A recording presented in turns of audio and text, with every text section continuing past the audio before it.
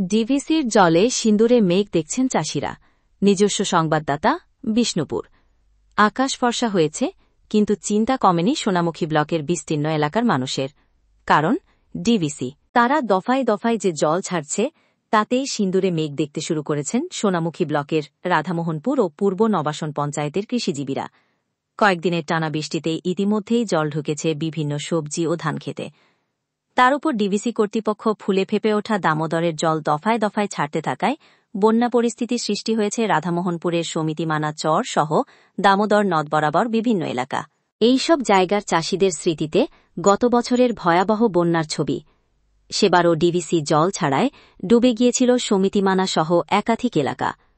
সমিতিমানা গ্রামের কৃষক মানিক সরকার বলেন, এই মুহূর্তে আমরা প্রচণ্ড আতঙ্কে রয়েছি।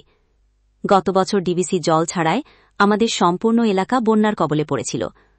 ডুবে গিয়েছিল আমাদের কৃষিজমি। সেই ঋণ আমরা এখনও শোধ করতে পারিনি। তার মধ্যে এখন আবার দফায় দফায় ডিভিসি জল ছাড়তে শুরু করেছে। ইতিমধ্যেই আমাদের গ্রামগুলি জলে তলায় চলে গেছে। নিচু এলাকার বাড়িগুলোতেও জল ঢুকে গিয়েছে।